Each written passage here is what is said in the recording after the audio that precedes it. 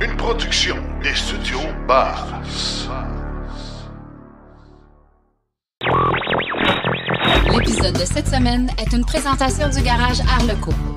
Arleco, servir au-delà de la réparation.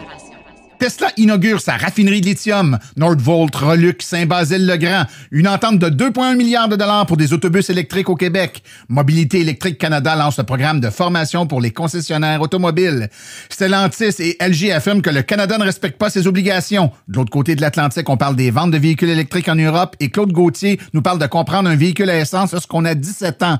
En grande entrevue, on parle à des propriétaires de Mazda MX-30 qui nous parlent de leur expérience. C'est un véhicule qui est ultra agréable à conduire. Je le fais essayer à plein de gens. Tout le monde est surpris. Moi, mon père conduit un véhicule de luxe thermique. Quand il a pris souvent, il me demande d'y prêter ma voiture parce qu'il adore la conduire. Bienvenue au 150e de Silence on roule.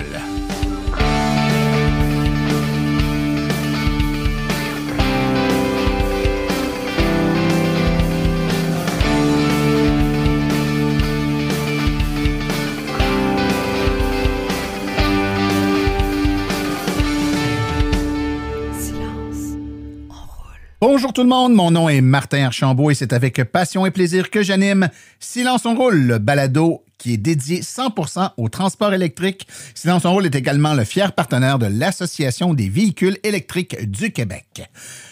Comme à l'habitude, j'espère que vous allez très bien en ce début de temps printanier. C'est fantastique.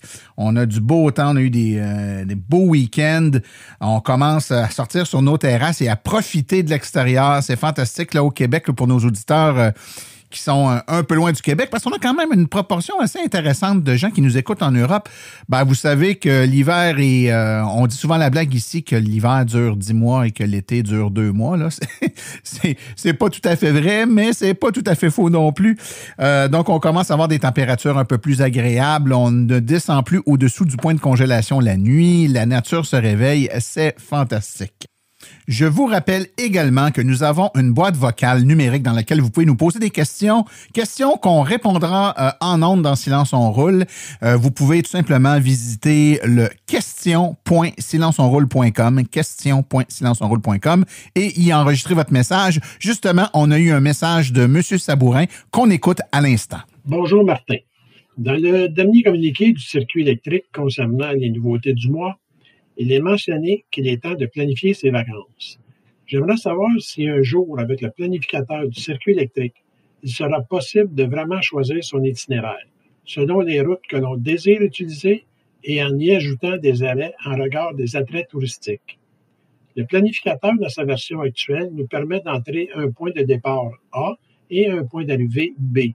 À partir de ces 2 points, il va nous donner le trajet optimal pour prévoir les arrêts de recharge en toute sérénité, mais en utilisant majoritairement les autoroutes et voies rapides, qui dans mon cas n'est pas la vision de planifier des vacances. Pour le moment, on doit utiliser l'application ABRP qui va nous permettre de choisir les routes de notre itinéraire et en optimisant les recharges, tout comme le planificateur du circuit électrique. Par exemple, de Laval vers Trois-Rivières, on emprunte l'autoroute 40, puis traverser le pont La Violette pour rejoindre la 132, longer le fleuve en y ajoutant des attraits touristiques, pour dîner à Lévis et ensuite prendre la route vers le lac Mégantic ou Thetford-Mine par les routes que je désire, ce que ne permet pas pour l'instant le planificateur du circuit électrique. Voici maintenant la réponse de Jonathan Côté, porte-parole du circuit électrique. Eh bien, la bonne nouvelle, c'est que c'est déjà possible de le faire parce que le planificateur de trajet permet de faire des trajets avec de multiples arrêts qu'on pourra avoir choisis. La façon de le faire, c'est tout simplement qu'on va rentrer une première destination dans le planificateur et par la suite, en haut à droite, vous allez voir 3 petits points qui apparaissent. On appuie dessus et on a l'option ajouter un arrêt. On peut en rajouter comme ça, ainsi de suite, avec tous les endroits qu'on souhaite avoir sur notre trajet. Et le planificateur de trajet va placer pour vous, aux bons endroits sur ce trajet-là, les arrêts recharge planifiés. Et donc, la bonne nouvelle, c'est que c'est possible de le faire dès aujourd'hui dans le planificateur de trajet. Donc, on vous souhaite de bonnes vacances et bonne retour. Écoutez, on a un épisode vraiment intéressant pour vous aujourd'hui. On va traiter de plein de choses. Entre autres, je vous parle de l'Europe, mais j'ai eu la visite de mon collègue Cédric Ingrand, qui a sa chronique de l'autre côté de l'Atlantique. Cédric était au Québec et puis, évidemment, on en a profité pour se rencontrer. Puis il est venu enregistrer une chronique ici au studio. Donc, vous allez pouvoir entendre ça dans quelques instants. On a également, on a plusieurs chroniques. On a également une chronique de Claude Gauthier. Ça fait longtemps qu'on ne l'a pas entendu. Donc, une belle chronique de Claude aujourd'hui. Et en grande entrevue, on va parler de la Mazda MX-30, une voiture électrique mal connue, pour lesquels certains entretiennent peut-être des préjugés. On va essayer un peu de détricoter ces préjugés-là parce que vous allez voir, on a des propriétaires de la voiture qui sont vraiment enchantés de leur véhicule. Donc, on va entendre parler de ça dans quelques instants. Et puis, évidemment, on va enrober le tout là, d'actualité et d'informations générales sur les voitures électriques. Je vous rappelle que si vous n'êtes pas encore abonné au podcast, faites-le. C'est la façon la plus simple de recevoir tous les épisodes, y compris les épisodes hors série. On a une série là, de 3 hors série qui sont diffusés actuellement. Et puis, on les met pas sur notre site web. Donc, si vous voulez les avoir, il faut s'abonner, que ce soit sur Apple, Spotify, Google Podcast, peu importe la plateforme de podcast que vous utilisez. Donc, vous vous abonnez, vous allez recevoir tous les épisodes sur votre téléphone ou votre tablette, y compris les hors-séries. Si jamais vous êtes sur Apple et que ça vous tente d'aller nous mettre une petite cote, un petit 5 étoiles, c'est très apprécié parce que chaque fois qu'on reçoit 5 étoiles, ça augmente notre cote et puis on est plus haut dans le palmarès des podcasts sur Apple, ce qui fait qu'on est vu et surtout écouté par un plus grand nombre d'auditeurs, ce qui facilite notre travail de démocratisation et d'information sur les voitures électriques. Alors, sans plus tarder, je vous propose qu'on aille immédiatement écouter les actualités dans le monde de l'électromobilité. Vous voulez des produits qui permettront d'augmenter la valeur de revente de votre véhicule? Chez Précision PPF Vitres teintées, nous sommes à votre service depuis 2015. Nos maîtres installateurs sont tous certifiés et ont plus de 17 ans d'expérience dans le domaine. Nous offrons un service de qualité inégalé quant à la protection par pierre, les soins nanocéramiques ainsi que les vitres teintées. Notre pellicule par pierre ultra résistante est invisible et conservera l'intégrité de votre véhicule tout en prévenant la rouille et en protégeant la peinture contre les débris de la route. Notre traitement nanocéramique possède un puissant effet hydrofuge et il préserve l'éclat et la brillance de votre peinture pour en faciliter l'entretien. Que ce soit pour votre voiture, votre résidence ou votre commerce, Précision PPF Vitres teintées est là pour vous offrir la multitude d'avantages qu'offre la teinte de vitre. Venez nous rencontrer au 1970 boulevard des Laurentides à Laval. Appelez-nous au 450-490-4488 ou encore venez visiter notre page Facebook Précision PPF Vitres teintées. Nous comblerons vos exigences tout en vous offrant la qualité que vous recherchez. Les actualités sont une présentation de Bourgeois Chevrolet, le spécialiste du véhicule électrique au Canada. Contactez-nous au bourgeoischevrolet.com ou au 450-834-2585. Tesla a officiellement inauguré sa nouvelle raffinerie de lithium à l'extérieur de Corpus Christi, au Texas. Le constructeur automobile prévoit produire suffisamment de lithium de qualité batterie dans la nouvelle usine pour soutenir la production de 1 million de voitures électriques par an. En septembre 2022, nous avions appris que Tesla avait décidé de construire une usine de raffinage de lithium sur la côte du golfe du Texas. L'objectif de la nouvelle usine était de produire de l'hydroxyde de lithium pour soutenir sa propre production de batteries à sa Gigafactory d'Austin au Texas. Le constructeur automobile a tenu une cérémonie d'inauguration de ses nouveaux bureaux il y a quelques jours à peine. Le développeur suédois de batterie Nordvolt envisage Saint-Basile-le-Grand à McMasterville au Québec comme site potentiel pour son usine de batterie canadienne. Selon certains lobbyistes, Nordvolt AB et sa filiale Kuberg Inc. évaluent des emplacements au Canada pour établir une usine de batterie. Electric Autonomy a été le premier à signaler que la compagnie de batterie suédoise Nordvolt envisage la communauté de Saint-Basile-le-Grand et de McMasterville au Québec comme site privilégié pour une usine canadienne selon le registre des lobbyistes du Québec. Québec Ottawa et Novabus annoncent une entente de 2,1 milliards de dollars pour 1229 autobus électriques. Et l'achat pourrait être le plus important achat d'autobus électriques à ce jour en Amérique du Nord et entraînera une réduction de 930 000 tonnes d'émissions de gaz à effet de serre dans 10 sociétés de transport. 10 organismes de transport en commun du Québec s'associent pour acquérir ces 1229 autobus électriques de Novabus pour 2,1 milliards de dollars. Des représentants fédéraux et provinciaux ainsi que les représentants des sociétés de transport en commun ont donné les détails de l'entente la semaine dernière lors d'une annonce concernant ce contrat avec Novabus. Il s'agit du plus important projet d'acquisition d'autobus électriques en Amérique du Nord. C'est incroyable que votre confiance se tourne envers l'économie québécoise, a déclaré dans un communiqué le ministre fédéral des Affaires gouvernementales, Dominique Leblanc. Une commande initiale de 339 bus électriques à batterie longue portée LFSE+, modèle 40 pieds incluant des options pour acheter 890 véhicules supplémentaires. La valeur de la commande de base est de 583 millions de dollars et l'autonomie des autobus est d'environ 300 km par charge complète. Les sociétés de transport en commun impliquées dans l'accord sont les suivantes. La Société de transport de Montréal, le Réseau de transport métropolitain, la Société de transport de Laval, Réseau de transport La Capitale, Réseau de transport de Longueuil, la Société de transport de Lévis, la Société de transport de l'Outaouais, Société de transport de Sherbrooke, Société de transport en commun de Trois-Rivières ainsi que la Société de transport du Saguenay. Nous apprenions il y a 2 jours à peine que Mobilité électrique Canada lance un nouveau programme d'initiation à la vente de véhicules électriques qui s'adresse au marché de la vente automobile canadienne. Alors, j'ai demandé au président directeur général de Mobilité électrique Canada, Daniel Breton, de nous donner un peu d'informations sur ce nouveau programme. C'est que Mobilité électrique Canada, on est très conscient du fait qu'il y a beaucoup de travail à faire auprès des concessionnaires pour qu'ils soient mieux informés par rapport à l'écosystème des véhicules électriques. Donc, souvent, les constructeurs reçoivent des formations pour parler du produit comme tel, du véhicule qu'ils vendent, mais le niveau de connaissance de la plupart des gens qui travaillent chez les concessionnaires par rapport aux programmes gouvernementaux, aux applications intelligentes, aux réseaux de recharge, aux différents types de bornes de recharge, ça laisse souvent à désirer. Et donc, comme on disait, un des aspects qui va faire en sorte qu'on va avoir un succès à la hauteur des ambitions par rapport à l'adoption de véhicules électriques, oui, il y a l'information consommateur, oui, il y a les infrastructures de recharge, mais pour nous, une des clés importantes, c'est la formation aux concessionnaires, quel que soit le constructeur. Il y a tellement plus de demandes que d'offres pour les véhicules électriques que le travail de vendeur, souvent, c'est pas de vendre la voiture. C'est de s'assurer qu'il va livrer la voiture avec de bonnes explications. Or, c'est une chose qu'on constate, là. Souvent, c'est pas le cas. Nous, on a du financement pour 200 concessionnaires à travers le Canada pour le moment. À date, on en a déjà près de 160 qui ont manifesté leur intérêt. Ça veut dire qu'il reste encore quelques places, mais les places, ça se réduit rapidement. Et maintenant qu'il y a eu l'annonce aujourd'hui, on ne sera pas étonné qu'on passe au travers des réservations de 200 places dans les prochaines semaines.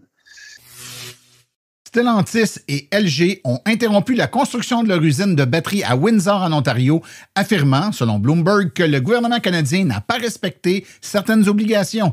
Le rapport citant un courriel d'une porte-parole de Stellantis confirmant que la construction de l'usine, qui devait être la première usine de production de batteries à grande échelle du constructeur automobile en Amérique du Nord, avait été interrompue. Le courriel indiquait également que Stellantis et LG examinaient une solution d'urgence considérant que le gouvernement canadien n'a pas respecté l'entente initiale.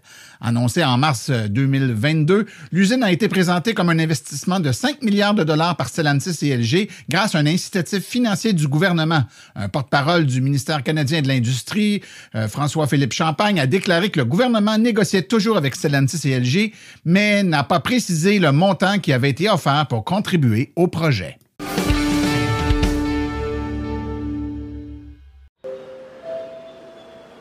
De l'autre côté de l'Atlantique, avec Cédric Ingrand. Alors aujourd'hui, moment spécial, on a avec nous en studio. Et en vrai. Et en vrai, en chair et en os, chez moi, le seul et l'unique, Cédric Ingrand. Bonjour Cédric. Eh oui, Cédric qui est venu, qui a aggravé son bilan carbone de l'année pour venir à tes côtés. Donc j'espère que tout ce qu'on va faire à ce micro va arriver à le compenser un petit peu. On essaie d'être carboneutre au podcast, mais parfois mais la plupart, je dois dire que la plupart de mes invités arrivent ici déjà en voiture électrique. C'est bien. Ah, c'est bien. Ce que tu as fait d'ailleurs. Oui, tout à fait. J'ai fait au moins le dernier kilomètre qui nous sépare de l'aéroport en voiture électrique. Bon, après, il y a le Boeing 777 qui m'a apporté jusque-là, mais j'ai une bonne nouvelle, c'est qu'il a été plein comme un œuf. Donc au moins... Ouais, on n'a pas transporté juste de l'air. Exactement. Et ça permet aussi à nos auditeurs de constater que les entreprises de location de véhicules offrent de plus en plus de véhicules électriques. Moi, je savais que Hertz, en l'occurrence, avait passé ce marché chez Tesla pour leur acheter 100 000 véhicules. Depuis, on a appris qu'ils avaient signé plus près chez GM pour en acheter 125 000. Je crois qu'ils en commandent 75 000 chez Polestar. Donc, et ce qui est intéressant, c'est que moi, quand j'ai voulu louer une voiture, tu vois, à l'aéroport Trudeau à Montréal, Hertz m'a d'abord montré des Tesla. Alors, soit ils ont un système de gestion de la clientèle qui savait... Allez lire ton Facebook. qui a d'avancé mes désirs. Non, je pense pas du tout. Et surtout, c'était à des prix totalement comparables avec des voitures thermiques d'une grande balai. En gros, tu vois, pour louer une Corolla, c'était le même prix que pour une Tesla Model 3. Je te la fais un peu rapide. Ou peut-être quelques dizaines de dollars de différence. Enfin, c'était pas marquant. Donc oui, c'est évidemment ce que j'ai pris. Ce qui est intéressant, du coup, c'est que ça m'a permis de voir un peu le processus par lequel ils amènent leurs clients à ça. Parce qu'une fois que tu as réservé ce véhicule, tu reçois quelques mails quand même te disant c'est super, ça y est, vous avez mis le doigt dans la révolution électrique, mais on va vous accompagner parce que c'est un peu différent. Et c'est intéressant parce que quand je suis arrivé donc à Montréal pour venir prendre mon véhicule, j'avais l'impression, en tout cas, alors je sais pas quel est le compte réel, que le tiers des véhicules qu'il y avait sur leur parking, c'était des Tesla, donc évidemment électriques, à tel point que j'ai aidé 2 autres personnes à prendre possession de leur véhicule, si tu veux, parce que c'est pas pareil, t'as juste cette espèce de carte qu'il faut passer sur le montant B bref, c'est pas totalement intuitif par rapport à ce que t'aurais sur un véhicule différent, qu'il soit électrique ou pas d'ailleurs, mais surtout ils ont compris de quel côté leur tartine est beurrée, comme on dit chez nous, c'est-à-dire que évidemment c'est beaucoup moins de maintenance, il y a plus de vidange, il y a pour ainsi dire, plus de plaquettes sur le temps où le loueur est propriétaire de la voiture. Il y a rien à changer, il y a pas de maintenance. Bon bref, c'est une vraie économie. C'est plus simple à gérer pour eux. Ils ont apparemment en plus trouvé le moyen d'avoir une sorte de deal avec Tesla, ce qui fait qu'en fait, quand tu vas recharger sur les superchargeurs, c'est rajouté directement à ta facture, t'as pas besoin de t'en inquiéter. Bref, c'est une belle expérience. Ouais. Je comprends que là aussi, ce soit un pas à passer. Moi, c'est simple, je me suis retrouvé au volant de la même voiture que j'ai chez moi, donc forcément, c'était pas très surprenant. Mais je pense que ça va être très difficile de louer dans pas si longtemps que ça des véhicules thermiques chez un loueur. Effectivement, c'est pas une mauvaise chose. Écoute, Cédric, on en profite pour parler, tu nous arrives avec plein de nouvelles, entre autres sur les ventes des véhicules électriques qui, ma foi, vont très bien de votre côté de l'Atlantique. Hein? C'est à chaque fois que j'en parle, ça s'améliore. Donc je sais pas où est le plafond, mais pour les derniers chiffres parus, c'est-à-dire qui concernent mars, donc le mois de mars dernier, mars 2023, chez nous en France, l'électrique. Et là, je parle d'électrique pure, c'est-à-dire de voiture à batterie électrique. Je parle pas d'hybride et je parle pas d'hybride rechargeable. L'électrique, c'est 17% des ventes. C'est phénoménal. Wow. C'est phénoménal quand on sait d'où on vient. On vient de 2%. Hein. C'est plus de 50% d'augmentation sur une année, 54% de plus. À côté de ça, les hybrides, c'est déjà 30% du marché. Et les hybrides rechargeables, c'est 9%. Donc ça veut dire 56% du marché a une batterie aujourd'hui. Sur les véhicules neufs, il y a plus que 39% d'essence. Et puis encore le village gaulois des 11% de diesel, de gazole qui reste. Mais ça augmente à une vitesse absolument faramineuse. Et ce qui est intéressant, c'est qu'il y a un effet d'entraînement. C'est-à-dire que ce qui t'empêche de passer à l'électrique, d'abord, c'est que t'en as jamais fait l'expérience, ou que ton voisin, t'en as jamais vu une chez ton voisin, ton copain, ton père, ta belle-mère ou ta sœur, et qu'une fois que tu le vois et que ça devient quelque chose de préhensible et que tu comprends comment ça marche et comment finalement, tu vois, c'est là que les gens se disent, ah oui, finalement, ah ben non, mais en fait, ça, voilà, toutes les idées présupposées que tu pourrais avoir s'évanouissent. Donc, c'est encore appelé à s'accélérer. En fait, la seule limite, c'est un peu comme chez vous, c'est la capacité des constructeurs à fournir, quoi. Ah, tout à fait. Et ça me permet de faire du pouce. vos ventes de véhicules augmentent de façon importante. Donc, on a je dirais intuitivement la perception que ça y est, l'Europe va être totalement électrique d'ici longtemps. Tant mieux, ils ont des objectifs pour 2035. C'est plus compliqué que ça. C'est quand même plus compliqué que ça parce que ça arrive sur fond d'un marché automobile totalement déprimé, lui. Ouais. Donc, c'est plus facile d'avoir une plus grande part d'un marché qui va moins bien qu'avant. Il y a quand même cet effet-là aussi. Oui, tout à fait. Même si, même en valeur absolue, les chiffres de vente vraiment augmentent de manière très notable. Mais malgré tout, et malgré l'impression que ça nous donne que l'Europe sera électrique d'ici pas longtemps, à la vitesse où ça va, on a quand même des nouvelles, et tu en avais parlé lors de ton dernier passage au podcast, oui. que il y a certains pays de l'Union européenne là, qui remettent en question l'abandon de l'essence, de l'énergie fossile, et nous reviennent encore à la charge avec leur e-carburant ou je ne sais trop. On pensait que l'affaire était pliée, très honnêtement. C'est-à-dire qu'on se disait, ça y est, 2035, ce sera terminé. Il n'y aura plus de voitures neuves qui ne soient pas électriques. Et puis on avait eu, c'est ça, ce dont je te parlais la dernière fois, c'est cette espèce de grogne qui venait de certains pays, des pays qui d'ordinaire ont une industrie locale. Alors il y avait un peu l'Allemagne, République tchèque, Roumanie, d'autres, qui disaient non, mais 2035 c'est trop tôt, ou alors il faut trouver d'autres exceptions. Donc il y a une nouvelle négociation au Conseil de l'Union européenne qui a entériné un accord, ou alors c'est plus 100% électrique. Il reste une petite niche qui a été ouverte, alors là sur un truc un peu prospectif quand même, que sont les e-carburants, c'est-à-dire des carburants de synthèse qui seraient produits alors où il faudrait de l'électricité pour les produire. Bref, un peu sur le modèle de l'hydrogène, mais ça peut être plein de choses. En gros, la promesse, c'est d'avoir des carburants de synthèse qui n'ont plus du tout la même empreinte CO2. Du coup, l'accord, il porte plus sur le passage à l'électrique, mais sur le passage à des véhicules qui n'émettent plus de CO2 à l'usage. Alors, ça pose plein de questions, parce qu'en fait, ces e-carburants, ils existent déjà, mais ils sont à des prix où ça n'a pas de logique. Ou alors si, ça peut avoir une logique uniquement si t'es Porsche et tu fais des voitures pour des gens qui les sortent 2 fois par mois, et là, si tu veux que le litre d'essence soit plus cher que les autres, finalement, c'est pas ça qui pose un problème. La peur, c'est évidemment qu'on ait ouvert une brèche dans le passage à l'électrique et que tout à coup, on mette sur le marché des véhicules qui fonctionneront avec ces e-carburants, mais qui pourraient fonctionner peut-être avec des carburants existants auprès d'un petit bricolage. C'était un parlementaire européen qui dit « Non mais attendez, s'il suffit juste d'un petit truc à 50 € acheté sur Amazon pour déplomber la voiture et qu'elle roule au sans-plomb, ça m'intéresse pas. Je veux bien imaginer qu'on ait gardé une espèce de petit village gaulois, des trucs qui passeront pas à l'électrique tout de suite, mais le but est pas d'enfoncer un coin dans la stratégie énergétique de l'Europe. Donc voilà, les discussions avancent. On a déjà un véritable accord. Il faut voir après comment il sera appliqué. Mais quand on voit, par exemple, chez nous, les chiffres de vente de voitures électriques, on se dit que finalement, en 2035, tout ça sera une espèce de débat d'arrière-garde, enfin que plus personne n'aura. On l'espère, parce que ça envoie quand même un double message qui est pas... En tout cas, ici, on regarde ça avec... vous avez été les premiers à faire des annonces. On en a fait, nous, par la suite. Et là, on se dit, mon Dieu, ceux sur qui on s'est appuyé, on vous a donné un exemple pour dire on va faire aussi bien qu'eux. Eh bien là, si vous êtes pour battre retraite ou encore amoindrir ou laisser quelques fuites dans c'est compliqué d'être toujours d'accord à 27. Non, je sais. C'est des fois, nous, même à 2, on a de la difficulté.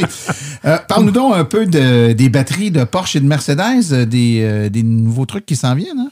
Alors c'est intéressant parce que c'est bizarrement pas de là qu'on aurait vu venir l'innovation. En fait non, l'histoire c'est que Porsche et Mercedes, chacun de leur côté, sont en train de s'allier à plusieurs industriels. Alors, il y a 2 startups qui s'appellent Groupe 14 et l'autre qui s'appelle Sila, qui travaillent sur la chimie des batteries. En gros, l'idée c'est de remplacer le graphite de l'anode des batteries par du silicium.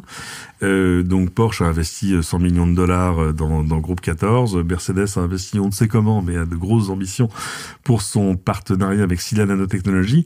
La promesse de tout ça, c'est comme à chaque fois, de faire des batteries qui ont une meilleure efficacité énergétique, c'est-à-dire qui embarquent plus d'énergie dans le même poids. La promesse du passage du graphite au silicone, c'est de créer des batteries qui contiendraient une charge jusqu'à 10 fois supérieure. À voir ce que ça va donner dans la vie réelle, parce que tu as tout le reste de la batterie quand même à gérer, donc plus d'autonomie, dans moins de poids, évidemment ça fait plaisir, avec une moindre résistance interne. En gros, ça te permettrait d'envoyer plus de puissance dans la batterie pour la recharger et de recharger encore plus vite. Donc un truc qui n'a que des vertus. Il manque quand même une variable dans tout ça, c'est le prix. Ouais, c'est souvent, hein, rien ne se perd, rien ne se crée, hein. Non, mais il faut jamais oublier tous les paramètres de tout ça. Le fait que ce soit Mercedes et Porsche qui s'y intéressent les premiers, enfin en tout cas de manière la plus visible, veut dire que de toute façon, ça va pas arriver tout de suite dans la voiture de Monsieur Tout le Monde. Mais c'est pas grave, parce que comme on l'a vu, toutes les avancées qu'on a vues arriver dans l'électrique, finalement, se sont démocratisées assez rapidement, et tout ce qui permet de faire, des choses plus faciles à produire, parce que le silicium, ça se fait à partir du sable. Je veux dire, demande à Intel et à tous les fabricants de processeurs, ça va. C'est une ressource dont on manque pas. On aurait plus besoin d'aller chercher le graphite dans les mines. Donc non, sur le papier, ça n'a que des bénéfices. J'attends qu'on me parle du prix pour voir ce que ça va donner sur le marché réel. Mais de toute façon, par capillarité, toutes ces technologies-là, on va les retrouver ailleurs. Rapidement, parce que le temps file, Cédric, un débat sur l'hydrogène, encore, qui refait surface. Ça, c'est volatile, l'hydrogène. On parle beaucoup des Allemands, là, ce coup-ci. BMW veut lancer, je dirais pas un prototype, mais une espèce d'opération pilote. Ils vont produire une version à hydrogène de leur SUV, le iX5. Ils vont en faire uniquement une centaine. Le but, c'est d'arriver à faire la promotion de ce type de motorisation. Tout ça, ça vient d'Oliver Zipse, qui est le patron de BMW, qui dit qu'il croit pas, en gros, à l'idée de tout miser sur les voitures électriques à batterie. Alors, c'est fou parce qu'on a l'impression de reprendre des discussions qu'on avait il y a 3, 4, 5 ans. Enfin, le jour de la marmotte. C'est exactement ça. Mais on pensait qu'on avait déjà statué sur ce problème, monsieur. Pourquoi est-ce que vous voulez revenir en arrière? Bon, surtout que c'est intéressant parce que ça arrive à un moment où, par exemple, quand on demande au nouveau patron de Volkswagen, qui pourtant freine un peu certaines des initiatives électriques de son prédécesseur, il lui dit une chose, il dit oui, est-ce que je vais faire tout ce qu'on m'avait dit sur les voitures à batterie? Pas sûr, mais en revanche, qu'on soit clair, l'hydrogène, non, ça n'a pas d'avenir pour moi dans des voitures de Monsieur Tout le Monde. Et c'est intéressant parce que ça rejoint moi un discours que j'ai bien entendu en France, qui venait de la patronne de la recherche et du développement d'Air Liquide. Air Liquide, chez nous, c'est l'un des géants de la production. Alors ça va. Ici aussi. Ah ben oui, c'est vrai, oui. Ah oui, c'est vrai qu'on a bien exporté l'Air Liquide. Ouais. Air Liquide, qui est un producteur d'hydrogène déjà aujourd'hui. Alors soit par le reformage du méthane, soit par électrolyse, et qui dans une conférence sur le futur des transports disait voilà, l'hydrogène, il est là pour aller déloger le diesel, en gros, là où les batteries ne peuvent pas aller aujourd'hui, c'est-à-dire sur du transport lourd, sur du train, quand il n'y a pas d'électricité, pourquoi pas sur de l'avion demain. Et on lui posait la question, mais la voiture personnelle? Et là, la patronne de la R&D d'Air Liquide qui dit, ah non, mais l'hydrogène pour la voiture personnelle, pour nous, ça n'a pas d'avenir. Alors que leur métier, c'est de produire de l'hydrogène. On se dit que normalement, ce message-là, il devrait être entendu par toute l'industrie automobile, quoi. Et elle fait une petite exception en disant peut-être les taxis, enfin, bon, voilà, mais ça reste quelque chose d'anecdotique. Et on a bien l'impression que tout ce discours sur l'hydrogène est une espèce de discours un peu dilatoire pour dire attendons, mais attendons quoi? Parce qu'on ne sait pas exactement ce qu'on attend. Voilà, peut-être que là encore, on va arriver au bout de cette conversation jusqu'à ce qu'un patron d'automobile nous refasse le coup du jour de la marmotte. Cédric, ce fut un plaisir de te rencontrer. Comme toujours. Est-ce qu'on s'en fait une habitude à toutes les années ou Alors oui, avec grand plaisir. Moi, toutes les excuses qui me permettent de venir à Montréal sont bonnes à prendre. Qui sait, on ira peut-être faire la chronique chez toi. Ah, mais avec grand plaisir. Alors là, ça c'est super facile. Viens à Paris. Bah, ça me fera plaisir. Merci beaucoup, Cédric. Je t'en prie.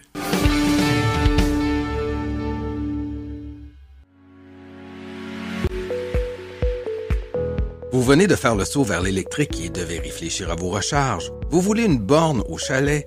Vous voulez une solution rapide et sans embûches? Il n'y a qu'une solution, Hydro Solutions. Depuis plus de 60 ans, Hydro Solutions est une entreprise québécoise de confiance.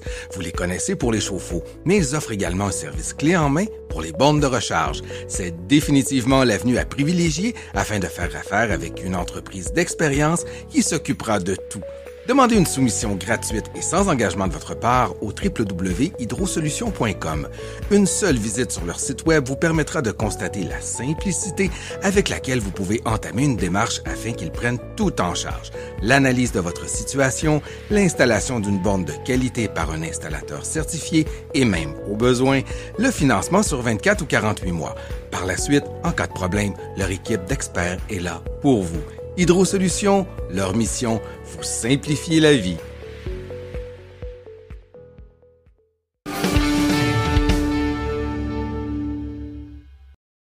Aujourd'hui, un sujet fort intéressant. On va parler d'une voiture qu'on entend, ma foi, on en entend trop peu parler. C'est la Mazda MX-30 et on a avec nous 4 personnes qui possèdent cette voiture-là pour essayer d'en faire le tour le plus objectif possible. Alors, à tout le monde, merci d'être là. On a tout d'abord Laurie Brunel. Bonjour, Laurie. Oui, bonjour. Peux-tu juste nous dire, toi, si c'est ta première voiture électrique, ta MX-30? Oui, c'est mon premier véhicule électrique que j'ai acheté en septembre 2022. Super. On a également avec nous Cynthia Gagnon. Bonjour, Cynthia. Bonjour. Toi, est-ce que c'est ta première voiture électrique? La première que je possède, mais pas la première que je conduis. Donc, tu es habitué d'en conduire? J'ai essayé plusieurs modèles, oui. OK, excellent. Ensuite, on a Geoffrey Brault-Grenier. Bonjour. Bonjour. Même question? Première voiture électrique. Première voiture électrique. Oui. Et finalement, lui est plus connu, le directeur régional de l'AVEC. Du Centre du Québec. Centre du Québec, François Lafayette. Bonjour, François. Bonjour. Toi, on te connaît plus pour ton autre voiture, hein, qui était, ma foi, petite. Hein? Très petite dans les premières générations de véhicules. C'était une IMIEV 2016, fait que je suis passé de la IMIEV 2016 à, depuis le mois de décembre, au Mazda MX-30. D'accord. Bon, ceci étant dit, on va commencer à parler du véhicule proprement dit. Quand on regarde un peu la littérature sur cette voiture-là, un peu comme d'autres manufacturiers, je pense qu'il y a un abus du terme VUS. Là. Moi, j'ai vu VUS à plein d'endroits. On est plus dans le crossover. On s'entend-tu? Ou... Oui. Moi, il m'a été vendu comme un crossover, pas comme un VUS. Mais en tout cas, dans les documentations techniques, j'ai vu souvent le mot VUS, mais le Kona, il le considère comme un VUS. Il y a plein de voitures qui considèrent VUS maintenant, même quand, ma foi, ça a la forme de, mais c'est un peu plus petit. Parlons-en de cette taille-là. Comment vous la trouvez, la taille du véhicule? Toi, c'est sûr, François, si on compare avec ton IMIEV, tu trouves ça gros, j'imagine? C'est sûr que j'ai doublé en grosseur et en largeur quasiment, mais non, c'est le véhicule a une belle grosseur en soi. Un peu, pour une famille de 4, serré un peu à l'arrière, je te dirais, de la manière que c'est fait. Mais sinon, le véhicule a une belle proposition intérieure. Moi qui mesure 6 pieds 1, je n'accroche pas au plafond. Là. Tu parles de famille. Est-ce qu'il y en a parmi vous qui avez des enfants, des jeunes enfants ou non? Oui. Oui, toi? Une jeune fille de 10 ans. Puis, comment ça se passe avec le... Ça va bien. C'est ça. Moi, j'ai un CRV à la base, puis après ça, on s'est grillé du MX-30. Mais c'est quand j'embarque ma fille à l'arrière, il y a assez de place pour ses jambes. Mais c'est sûr, des fois, l'hiver, les bottes, de l'habit de neige, tout ça, là, on voit que ça tombe un petit peu plus serré. Là. OK. Toi, qu'est-ce que t'en penses? Ben moi, je la conduis essentiellement toute seule parce que mes enfants sont grands, ils ont chacun leur voiture. Donc, j'ai pas eu à avoir de passager arrière. Mais pour le reste, là, pour aller faire les commissions, ces choses-là, je trouve que c'est un beau format de voiture. On parle de format de voiture puis d'espace. Il faut rentrer dans cet espace-là. Moi, j'aimerais vous entendre sur les portes suicides à l'arrière. On aime ou on n'aime pas. Laurie, toi, comment tu trouves ça, ce type de porte-là? Je vous dirais qu'en général, j'aime bien la fonctionnalité de la porte quand on veut mettre des choses à l'arrière. Tu sais, pour des personnes qui sont relativement grandes, je pense qu'il y a quand même certaines limitations. Puis surtout aussi quand on est parqué proche de quelqu'un d'autre, on veut pas abîmer nos portes en les rouvrant. Puis l'accès de la première porte est de 90 degrés. Fait que tu sais, quand on a l'espace, c'est correct. Mais quand on a moins d'espace, faut faire attention de pas cogner la porte avant avec le véhicule d'à côté. Mais tu sais, pour l'accès à l'arrière, c'est merveilleux, là. Ouais, comment tu trouves ça? L'accès à l'arrière, comme Laurie disait, c'est vrai que quand on a l'espace pour ouvrir les portes, c'est merveilleux.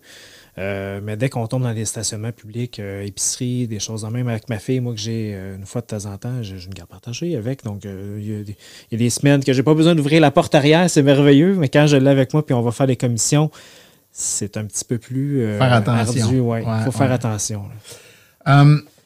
Un autre aspect de ce véhicule-là sur lequel je veux vous amener, évidemment, c'est un incontournable, là, on en a entendu beaucoup parler, c'est son autonomie. Moi, je suis de l'école qui pense que toutes les autonomies sont bonnes, ça dépend de nos besoins. J'avais des voitures électriques à l'époque où 100 km, c'était un beau luxe. Fait que c'est sûr qu'aujourd'hui, on s'accommode avec plus, évidemment. Mais quand même, Comment vous vivez avec cette autonomie-là? Est-ce que vous êtes déçu de l'autonomie? Est-ce que c'est satisfaisant pour vos besoins? Est-ce que vous regrettez? Puis après quoi, vous dites, j'aurais aimé mieux. S'il y en avait un modèle avec plus d'autonomie, j'aimerais mieux ça. Comment vous vivez avec cette autonomie-là? François, je vais commencer par toi parce que tu as connu pire, toi, là, le temps.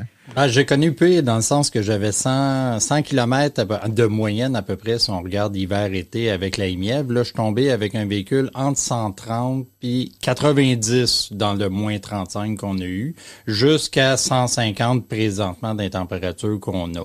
Donc, l'autonomie fait en sorte que pour mes besoins, que je passais de la mièvre de 100 km à celle-là à 150 quasiment, je viens de doubler. En prime, j'avais du chauffage, bien des équipements et ainsi de suite. Fait que le véhicule, pour moi, il rentrait dans la catégorie de remplacement qui était parfait, là, tu sais, fait que...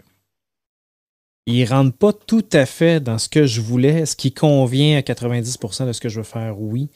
J'ai affaire une fois de temps en temps à Québec. Moi, je suis de l'Estrie, fait que c'est sûr que j'ai toujours un pit stop à faire quand les saisons chaudes, les saisons froides, c'est 2 pit stops de recharge. Ouais. Mais j'ai acheté la voiture en connaissance de cause. J'étais prête à vivre avec ce petit dilemme-là qui est l'autonomie, mais sinon, le reste du véhicule, pour de vrai, je le trouve fantastique, là. Toi, Laurie, l'autonomie? Personnellement aussi, je reste à Montmagny, donc des fois je monte à Québec, tout ça. Fait que tu sais, moi aussi, il faut que j'arrête de me charger. C'est sûr que l'été, tu sais, là, je l'ai eu au mois de septembre, fait que tu sais, j'étais plus dans les alentours de 160, mais cet hiver, avec des pneus à clous Nokian, je suis descendu dans les alentours 110, 120. Mais ce que j'ai aimé, par exemple, c'est cet hiver, il y a beaucoup d'électriques qui me disaient qu'il manquait de chauffage, que ça n'arrivait pas à chauffer la cabine, tout ça. Moi, j'ai jamais eu de problème au niveau du chauffage de l'habitacle, là, de la voiture. Puis, tu sais, je suis pas du genre à couper mon chauffage pour avoir de l'autonomie, là. Fait que, mais tu sais, on vit avec très bien, là. Il n'y a pas de problème, là. Puis, je suis rendue à 11 000 km de fait avec, là. Fait que je pense qu'elle a quand même fait son travail. Après, ouais. Cynthia, toi, tu dis que c'est ta première voiture électrique, mais tu en as conduit d'autres quand même. Donc, tu peux comparer un peu avec d'autres modèles qui, sans trop avoir peur de me tromper, doivent avoir un peu plus d'autonomie que celle-là. Comment tu vis avec cette autonomie-là? Ben, moi, en fait, pour mon travail, j'habite à 3 km de mon travail, fait que c'était parfait pour moi pour une voiture de ville. Là où j'ai un souci, c'est que je me déplace souvent les week-ends sur des longues distances. Donc là, faut que je prévoie partir plus d'avance pour aller faire mes choses, mais je connais ça, je travaille en électrification, donc je savais dans quoi je m'embarquais. Oui, des fois, j'ai eu beaucoup de perte de temps. Quand j'embarque des gens avec moi, c'est peut-être pas la meilleure façon de les convaincre de descendre à Québec un soir d'hiver, là, pour les convaincre de passer électrique. Mais sinon, mon véhicule, je le prête à tout le monde pour justement qu'ils comprennent c'est quoi un véhicule avec une petite autonomie, comme quoi qu'on peut vivre très bien avec ça. Ah, bien sûr, bien sûr. Pour les amateurs de statistiques, donc le véhicule a une batterie de 35,5 kWh, si je ne me trompe pas. Et le manufacturier nous parle d'une autonomie d'environ 160 km, mais on l'a dit tantôt, hein, c'est avec une voiture électrique, le kilométrage, ça dépend d'un paquet de phénomènes. La température, entre autres, y est pour beaucoup, donc évidemment, ça va être plus... vous allez avoir des meilleures autonomies l'été que l'hiver. C'est un moteur de 107 kW, 143 chevaux, 200 livres-pieds de couple. Et on a parlé de son autonomie, mais si une autonomie est petite, ça fait en sorte qu'on va se recharger plus souvent. Et là, quand on va se recharger, ben, il y a aussi la vitesse à laquelle on recharge, qui est l'autre éléphant dans la pièce. Donc, c'est une voiture qui n'a pas des performances de recharge rapide mirabolantes. On parle de 36 à peu près kilowatts là, dans les bonnes conditions.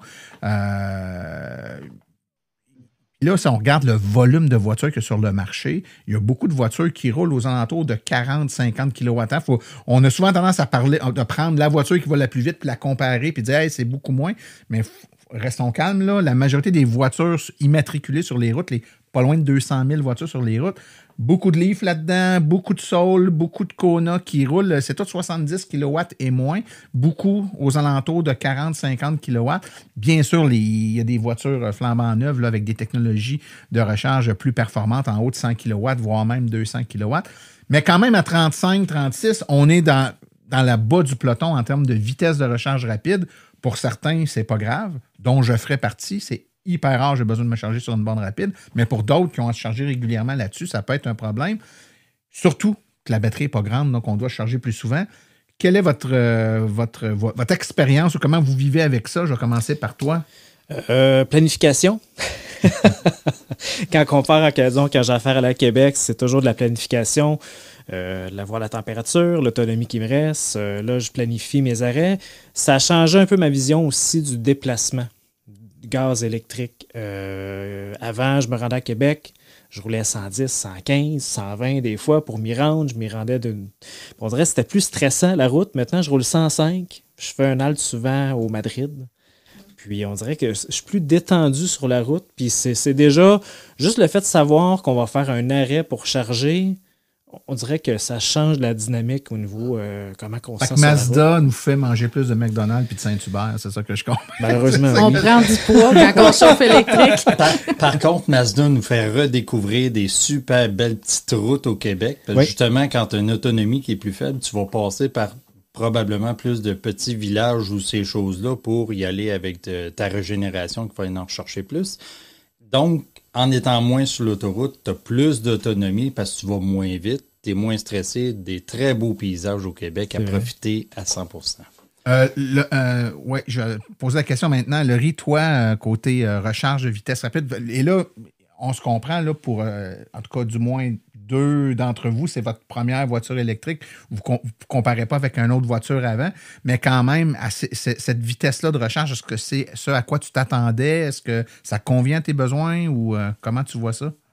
C'est sûr que moi, c'était un peu comme commencer la recharge pour les nuls. Là. Il fallait que j'apprenne comment ça fonctionne. Puis au début, j'essayais de le recharger, il était trop élevé. Des fois, je me disais, j'avais de l'anxiété de recharge, puis j'étais comme, va charger avant de m'en aller sur une longue distance, puis ça chargeait pas à la vitesse que je voulais que ça charge. Mais j'ai appris que plus qu'elle était basse, plus que ça chargeait vite. Mais c'est l'hiver, quand ça prend 1 heure charger le véhicule, que tu veux pas redémarrer le véhicule pour prendre l'énergie pendant que ça charge. C'est un peu frustrant quand on fait des longues distances. Mais quand tu vas magasiner, tu branches ça, tu t'en vas faire tes petites affaires. Moi, ça change rien. Je suis là. T'sais. Pour moi, ça va me coûter peut-être 8$ faire 200 km comparé à peut-être une vingtaine ou une trentaine de dollars de gaz si on prend le camion. Mon conjoint a un Ford F-150 hybride, là. Mais ça consomme quand même de l'essence. Fait que, des fois, on prend le mien parce que ça coûte moins cher d'essence de déplacement. C'est plus petit, c'est plus compact, c'est pratique, mais c'est sûr que souvent la courbe de recharge descend vite. Moi, je trouve que on démarre souvent à 36 kWh, puis on descend à 21, puis des fois, dans le gros froid, ça frôle le 16, le 14. Fait que des fois, on est quasiment mieux de se brancher sur une borne lente si on prévoit rester un certain temps à quelque part, parce que ça va valoir plus la peine que essayer de la forcer à charger en niveau 2. Surtout, je peux amener un point. Là, si je ne me trompe pas, Mazda annonçait que c'était une capacité d'une vitesse de recharge de 50 kWh, si je me trompe. Kilowatts. Puis on voit que là, tout le monde, sur les groupes, tout le monde en a parlé que ça ne se rend jamais là. Oui, puis ça ne sera pas, c'est malheureux en fait, hein, on peut quand même le dire là, quand les manufacturiers nous annoncent des trucs qui de toute évidence ne peuvent pas être réalisés, mais c'est pas les premiers. Il y en a plein d'autres qui vendaient des voitures en annonçant des performances qui étaient soit très peu réalisables ou même dans certains cas pas du tout comme c'est le cas là. C'est certain que ça peut être un peu déstabilisant. Je vais poser la question à toi, Cynthia, qui, vous avez au travail plusieurs modèles, vous êtes aussi habitué de voir différents modèles de voitures. Vous travaillez dans la recharge en plus, donc c'est quelque chose avec lequel vous êtes familier. Les performances de la voiture, pour toi, comment tu as vécu ça? Si on parle de la recharge rapide, c'est sûr que c'est très décevant si je compare avec, mettons, quand je prends le Niro qui est à ma disposition ou que à l'époque, j'ai loué une Bolt aussi, faire le tour de la Gaspésie. C'est comme ça que je me suis convaincue d'acheter une voiture électrique. Mais c'est sûr que c'est très différent. Avec la Bolt, j'arrêtais pas 15 minutes, mais 50 minutes, j'allais manger, je revenais, puis c'était monté à 80%. Là, j'arrive... c'est plus un 2h30, 3h. Puis moi, j'ai des problèmes avec mon véhicule en plus sur la recharge rapide, là, présentement, sur le circuit public. J'ai de la difficulté, mais quand je fais des tests au bureau avec une 24 kW, ça fonctionne. Fait que je sais pas si c'est le type de borne, la communication avec le véhicule. J'attends que Mazda réponde à ma question, là, okay. mais sinon, c'est mais vous autres, vous n'avez pas de problème? Vous avez la même marque vous l'avez branché? Parce que justement, je reviens de Québec la fin de semaine passée. Je t'ai arrêté. Il faisait beau, hein? Il faisait très beau. J'ai fait du 15 kWh sur la 20. Là. 15 kWh au 100 de consommation. Ouais. Là. Puis j'étais allé charger, j'étais à 20% à peu près, puis je l'ai chargé à 100%. Je sais que sur les bornes rapides, c'est pas toujours bon, mais j'en avais besoin. Fait que ça a à peu près 1 heure chargé. Là. J'ai jamais été capable de faire ça. Il y a probablement... Moi, on a déjà parlé, mais il y a un problème. J'ai un problème avec ma voiture. Ça, c'est autre chose. C'est autre chose, mais c'est la vie, hein, ça arrive. Hein, c'est pas impossible que ce genre de truc-là arrive. Je rappelle aussi que la voiture est éligible aux 2 subventions, ceux qui sont intéressés par le véhicule, donc c'est intéressant. Je l'ai roulé, moi aussi, pendant une semaine, ce véhicule-là. Moi, j'étais agréablement surpris par le confort, la finition. C'est vraiment une belle bagnole. Là, hein, moi, ça m'a surpris. Je m'attendais pas à ça, bien honnêtement. Là, c'était un gros wow quand je me suis assis dans le véhicule comme tel. Il y a 2 moutures, GS, GT, si je ne me trompe pas. Est-ce qu'il y a quelqu'un qui peut m'expliquer les nuances entre les deux? Moi, j'ai une GS. J'ai pas été aller chercher la GT parce qu'il y avait des différences là, comme les haut-parleurs, le système de son, des choses comme ça. Toit ouvrant ou siège en cuir, ça, j'aime pas ça au départ. La caméra 360 aussi. La caméra 360 peut-être, effectivement. Fait que j'ai pas vraiment regardé les options. Dès qu'on me parle d'un siège de cuir, je vois pas dans cette option-là. Fait que vous avez... Toi, est-ce que tu as une GT, toi? Oui, moi j'ai une GT parce que j'aime bien les sécurités qui viennent avec, là, mais en effet, la GT, elle vient avec le système de son Bose, avec l'amplificateur à l'arrière, la caméra 360, le toit ouvrant.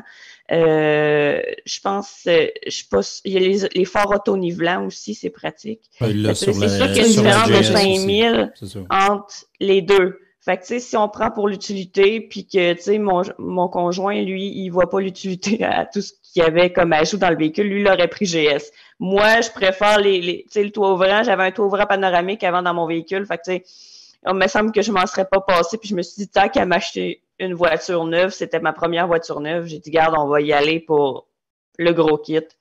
Je pense que la grosse option qu'ils ont oubliée dans les 2 modèles, c'est le fameux frunk.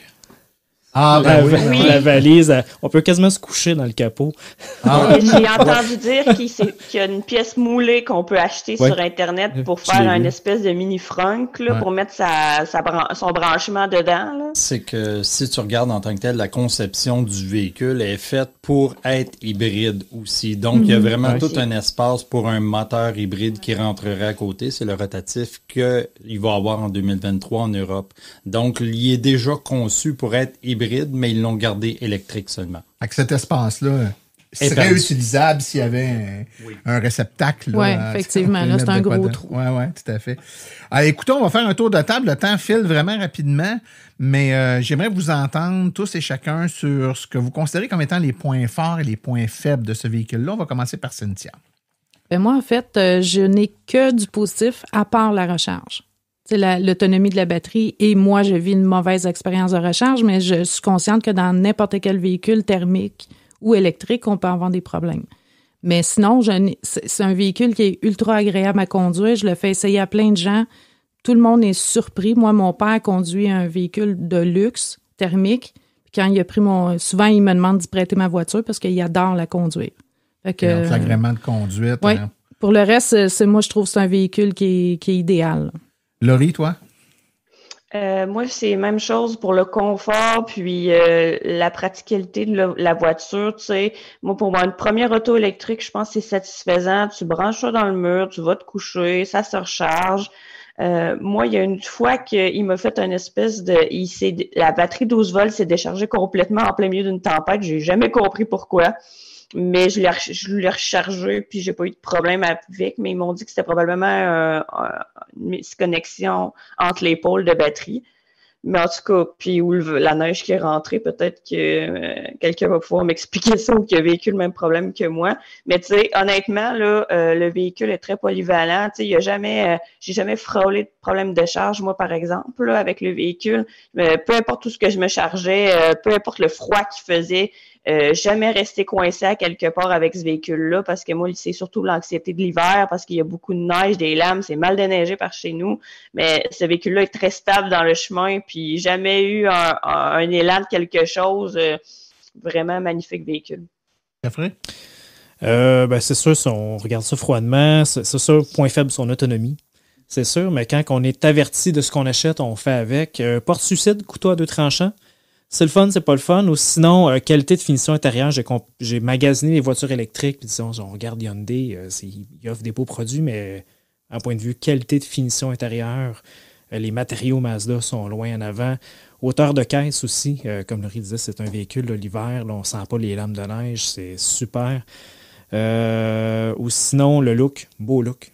Vraiment, c'est un véhicule. Je pense qu'il va avoir quand même une ligne assez intemporelle. Là, que ça va bien passer les années. Là. Puis, ou sinon, je regrette pas du tout mon achat, même si c'était pas mon premier choix. Aujourd'hui, j'aime vraiment le véhicule que j'ai acheté. Okay. Ouais. François? Si on résume, ben effectivement, le véhicule, un beau look, un bel intérieur, et ainsi de suite. L'espace aussi de coffre, une fois les bancs descendus, on peut y aller jusqu'à 8 mags dedans que j'avais acheté. J'ai aimé le véhicule, puis ça fait 10 000 km que je fais depuis le mois de décembre, donc je l'utilise à me rendre dans toutes les capacités du véhicule, jusqu'à le descendre à moins de 0 au compteur pour savoir jusqu'où il va se rendre. Très surpris depuis que je l'ai, et comme tout le monde dit, le confort intérieur, puis on a parlé de la chaleur aussi avec la thermopompe qu'il y a sur le véhicule. Je le mets pas plus que 18, il fait trop chaud dans le véhicule. C'est vraiment le chauffage. Puis comme je disais, je passais d'un Imièvre qui avait un séchoir à cheveux comme chauffage à un véhicule justement avec beaucoup de chauffage, le double d'autonomie. Donc moi j'y gagne, mais c'est effectivement pas nécessairement le véhicule pour tout le monde. Donc on peut aller chercher ce véhicule-là, quelqu'un de urbain. La charge rapide se fait, la charge en soi, dans 90% des cas, ça va se faire à la maison. Donc, on n'a pas vraiment de stress pour le urbain. À l'extérieur, on apprend à vivre avec le véhicule, puis ça va super bien. Je pense que vous avez fait un bon résumé. En fait, tu sais, il s'est dit beaucoup de choses, ce véhicule-là, puis on le compare souvent aux autres véhicules, puis on se dit, il y a moins d'autonomie que les autres véhicules. Moi, en fait, on peut voir cette faible autonomie-là comme étant un problème. On peut aussi voir ça autrement, et c'est souvent ma façon de voir les choses. Il y a des véhicules adaptés à toutes les situations. Tu en es un exemple, François. Tu as roulé longtemps avec un véhicule qui avait une centaine de kilomètres quand ça allait bien, puis tu vivais avec. Fait que celui-là va faire la job. Il correspond à tes besoins. C'est peut-être le prix qu'on pourrait ajuster. Dans le cas, je me dis, c'est vraiment un type de véhicule qui a une super belle place de marché en termes de besoins. Il y a plein de gens pour qui cette autonomie-là et ces caractéristiques-là, c'est suffisant pour 90-95% de leurs besoins. Là où ça devient un problème, c'est quand on compare le prix du véhicule avec d'autres véhicules, puis on regarde les caractéristiques des autres véhicules. C'est là qu'on voit le problème et on le voit souvent en disant, il n'y a pas assez d'autonomie pour le prix. Moi, j'ai tendance à dire, le prix pourrait être ajusté un petit peu, puis on aura enfin un modèle de véhicule électrique plus bas en autonomie, à prix plus bas, mais qui va répondre à un paquet de besoins. Je regarde ma fille, ça sera un véhicule excellent pour elle, pour ses besoins. Moi, ça sera un véhicule excellent pour mes besoins, puis pour plein de gens, c'est un véhicule qui correspond vraiment aux besoins. Maintenant, il y a aussi une question de disponibilité de véhicule, hein? Puis je pense que c'est toi qui disais ça, Geoffrey, tantôt. Tu disais, c'était pas mon premier véhicule, mais Colin, celui que tu voulais au début, il a fallu que tu attendes. Non, je pense que je l'ai eu en 2 mois à peu près, là, le véhicule. Comparé, j'avais pris une Ioniq 5 en... de 2 ans à 2 mois, probablement? Ouais, c'était rendu 2-3 ans. Le mien, je l'ai eu en 5 semaines, fait que c'est vraiment de renseigner selon les concessionnaires, parce qu'il y en a qui vont donner 6 mois, mais il y en a d'autres qui en ont d'un cours, là, tout simplement. Fait que, les gens qui disent qu'il n'y en a pas de voiture électrique, là, puis j'achète pas maintenant parce qu'il n'y en a pas, c'est la preuve. Il y a certains modèles qui en ont. Celui-là, il est relativement disponible si on compare à ça se fait bien. Une petite autonomie, ça se gère très bien. Moi, ça fait 6 mois que je l'ai. Je suis rendu à 20 000 km de fait déjà. Puis la charge à la maison, C'est vraiment ça. On Ouais, part tout le temps c'est plein. le secret. On oublie tout le temps ça, mais c'est là que ça se passe. Ou bien, on a nos amis de circuit électrique. Ben oui, ils sont tellement gentils. Ben oui. Ils sont tellement gentils. Ben écoutez, je vous remercie beaucoup de votre franche discussion aujourd'hui. Je pense que ça va avoir éclairé un peu nos auditeurs sur ce véhicule-là, qui est certes pas parfait, mais qui est vraiment, qui correspond vraiment là, en termes de caractéristiques à plein de besoins que les gens recherchent. Et je trouve qu'il est méconnu. Fait que je suis content qu'on ait pu en parler un petit peu plus aujourd'hui, puis peut-être que les gens puissent l'envisager comme étant leur prochain véhicule. François? S'ils veulent l'essayer, il y a toujours avec l'AVEC, je suis disponible dans les membres pour aller faire les essais du véhicule. Bien sûr. Donc, allez sur le site de l'AVEC dans la section de jumelage. Là, donc, vous pouvez faire des essais gratuitement, puis les bénévoles de l'AVEC vous font essayer leur véhicule. François ayant une MX-30, puis comme il nous explique, il va partout. Fait que si vous êtes en Gaspésie, appelez-le, il va aller vous voir. Peut-être prendre un peu plus de temps pour me rendre dans ce cas-là. Ouais, ça va prendre quelques charges. Quelques charges pour y aller. Merci beaucoup tout le monde. Merci de votre disponibilité aujourd'hui. Merci. Merci.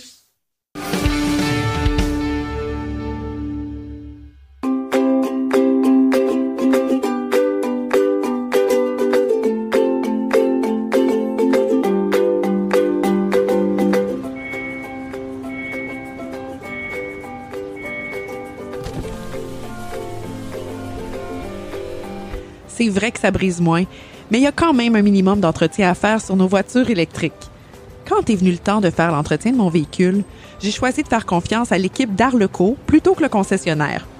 Ça fait maintenant 3 générations que cette entreprise familiale chouchoute nos voitures et ils ont été parmi les premiers à s'engager activement dans l'électrification des transports tout en adoptant des procédures et des produits sains pour l'environnement.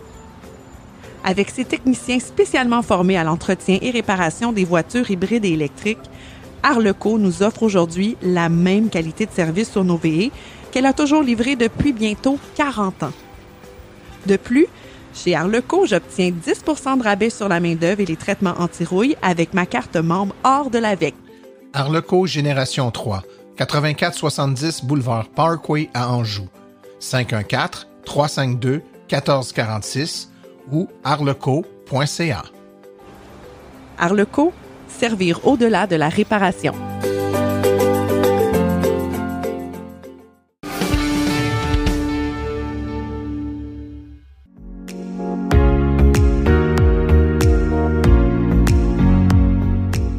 Les réflexions branchées de Claude Gauthier.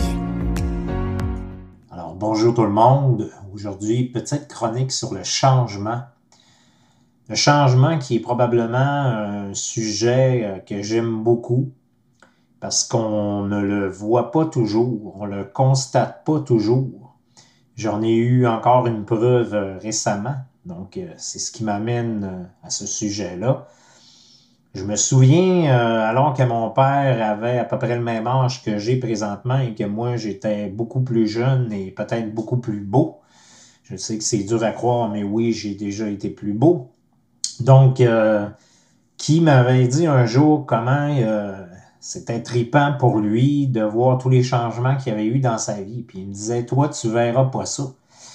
Et bien sûr, il pouvait pas se douter de qu'est-ce qui allait se passer. Parce que lui, ce qu'il me parlait, c'est que lorsqu'il a commencé à travailler, il travaillait en forêt, il n'y avait pas encore toute la machinerie, les scies mécaniques qui sont arrivés un peu plus tard et il a terminé sa carrière en manipulant une ébrancheuse, donc qui était une espèce de machine qui avait été refaite à partir d'une pelle mécanique où on avait mis une tête, on rentrait l'arbre et on pouvait enlever les branches tout d'un coup. Donc imaginez, il a pris sa retraite avec ça, il voyait arriver ce qu'on appelle les multifonctionnels, donc qui est une machine qui fait à peu près tout, qui est capable de couper l'arbre, qui est capable d'enlever les branches, qui est capable de mesurer quelle longueur de bio on doit avoir, tout ça.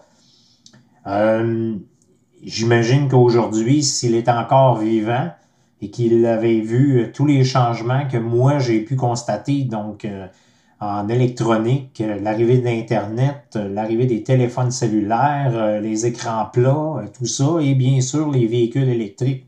Si on m'avait dit quand j'étais adolescent et que j'étais en train de suivre mes cours de conduite, qu'un peu plus tard, j'allais vraiment me promener dans un véhicule électrique, même si je regardais beaucoup de science-fiction, autant dans les films que des fois dans des documentaires, j'aurais pas été sûr peut-être de le croire immédiatement.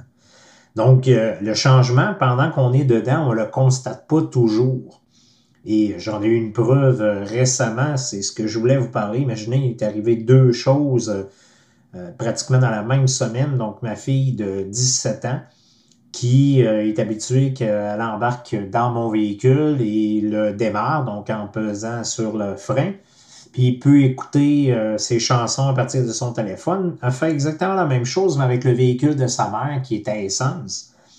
Et c'est exactement la même chose. Donc, pour que ça fonctionne, il faut le démarrer. Donc, elle a démarré le véhicule tout bonnement, a connecté son téléphone par le Bluetooth et s'est mis à écouter de la musique.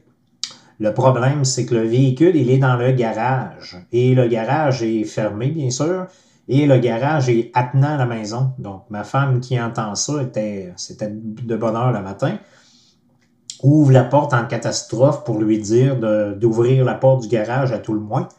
Mais ma fille qui écoute la musique peut-être un peu trop fort ne l'entend même pas et laisse virer le véhicule. Écoute, il a fallu lui expliquer qu'elle ne pouvait pas faire ça. Et elle nous a regardé tout surpris en se disant, bon, ben voyons, qu'est-ce que j'ai fait de si terrible pour que vous soyez si énervés? Et on lui dit, bien non, mais tu peux pas faire virer un véhicule à essence dans un garage fermé à cause des émanations de CO2. Et elle était très surprise d'apprendre ça.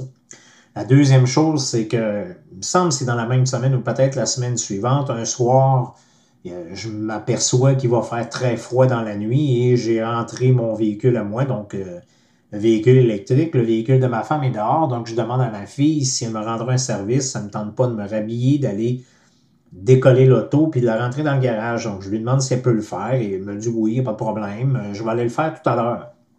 Et s'en va quelques temps après dehors. Elle ouvre la porte du garage et là, décolle l'auto et n'attend pas, même pas une seconde, met ça sur le D, pèse sur l'accélérateur et bien sûr, le véhicule qui avait passé une bonne partie de la journée-là, une bonne partie de la soirée, puis il faisait un peu en bas de moins 20, était assez gelé et le véhicule n'avançait pas convenablement, bien sûr, et elle se demandait aussi pourquoi. Donc, elle a réussi à entrer le véhicule dans le garage. Mais quand elle est rentrée dans la maison, elle m'a presque dit que le véhicule était brisé parce qu'elle me dit je pesais, tu sais, sur l'accélérateur puis ça voulait pas avancer, il a fallu que je pèse très fort puis le véhicule avançait mais en donnant des coups puis et là je lui ai expliqué qu'il fallait que lorsqu'il faisait très froid de décoller le véhicule, de le laisser virer pendant un petit bout de temps. Peut-être 1 minute ou 2, même que moi, ce que je fais aussi, c'est que des fois, je mets la transmission sur le nœud pour réussir à la faire virer. Et là, après ça, on est capable de manipuler le véhicule correctement. Donc, vous voyez, le changement, quand on ne le voit pas, ben on ne comprend peut-être pas toutes les choses qui viennent avec. Et une de ses amies qui a acheté même un vieux véhicule, donc une Toyota Tercel, je ne me rappelle plus quelle année, elle était très ébahie aussi de voir qu'il y avait des manivelles pour faire baisser les vitres, qu'il y avait des petits boutons qui étaient sur le dessus des portes et que c'était avec ça qui barrait les portes. Donc, elle trouvait ça très drôle. Pourtant, moi, c'était un véhicule que, bien sûr, j'ai connu alors que j'étais jeune. Donc, c'était ma chronique aujourd'hui. Le changement, on ne le voit pas toujours, mais c'est une fois qu'il est fait qu'on peut le constater. Alors, bonne semaine à tous.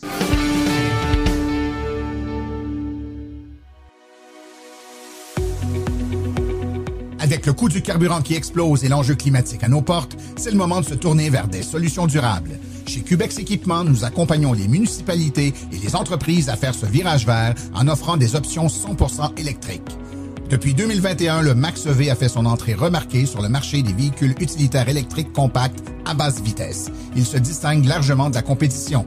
Les avantages d'un camion électrique sont grands. Des coûts d'opération beaucoup plus bas, aucun besoin d'éteindre le véhicule à l'arrêt, des coûts d'entretien fortement réduits et zéro émission de CO2. Le Max-EV est doté d'une transmission efficace, d'une suspension indépendante aux 4 roues, des freins à disque hydrauliques ainsi que le chauffage et la climatisation. C'est actuellement le seul véhicule de sa catégorie à être doté de batteries lithium-ion ultra performantes à pouvoir tirer une remorque jusqu'à 1500 livres. Boîte ouverte, benne basculante, boîte cargo ou porte-échelle, Cubex Équipement saura vous fournir le modèle de Max-EV qui saura faciliter votre travail au quotidien. Le Max-EV est éligible à une subvention de 12 500 $. Pour en savoir plus, contactez-nous au 1-877-GO-CUBEX ou visitez le www.cubexltee.com.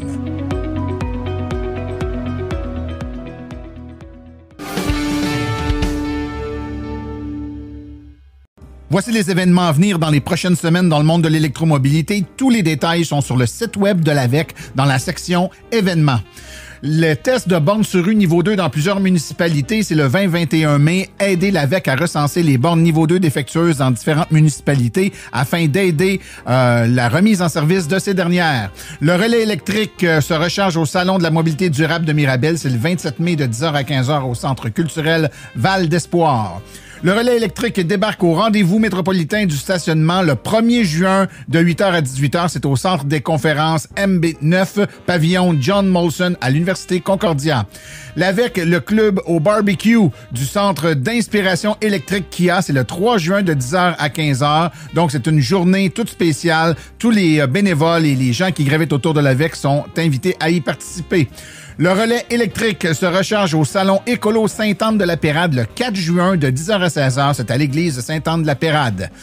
La bibliothèque studio, bibliothèque multiculturelle de Laval, il y aura une conférence qui aura lieu le 20 juin de 19h30 à 20h45. Vous pourrez en apprendre plus sur les véhicules électriques. Et finalement, la grande tournée au Saguenay-Lac-Saint-Jean, c'est du 21 au 31 juillet. Suivez toutes les informations sur le site web de l'AVEC. Ceci conclut l'épisode d'aujourd'hui. Remerciements sincères à nos invités et collaborateurs, c'est-à-dire Cynthia Gagnon, Geoffrey Brogrenier, François Lefebvre, Claude Gauthier ainsi que Cédric Ingrand. À la recherche, Martin Archambault et Stéphane Levert. Merci à nos chroniqueurs Stéphane Levert, Claude Gauthier, Laurent Gigon, Philippe Corbeil, Sébastien Côté, Cédric Ingrand, Nicolas Lambert et Daniel Rochefort. Communication Marie-Hélène Hamelin, thème musical François Viau, Luc Poirier et Marie-France Falardeau. Réalisation et production Les Studios Basses. Un merci tout spécial à Arleco, notre commanditaire principal, ainsi qu'aux autres annonceurs qui rendent l'émission possible, c'est-à-dire Hydro Solutions, Précision PPF Vitre Teintée, Cubex Équipement, Fils Électrique, Bourgeois Chevrolet, Création L'Escarmot, le magazine L'Alternative Électrique et l'Association des voitures électriques du Québec. La reproduction est permise, mais nous apprécierions en être avisés. Les questions sur le balado doivent être adressées à martin@silenceauroule.com et pour l'information générale sur les voitures électriques, visitez plutôt le www.avq.ca. Vous avez accès aux archives de tous nos épisodes au archives.silenceonroule.com et finalement, vous pouvez nous laisser un message vocal sur notre boîte au questions.silenceonroule.com. Mon nom est Martin Archambault et d'ici le prochain balado, j'espère que vous attraperez la piqûre et direz vous aussi, silence, on roule.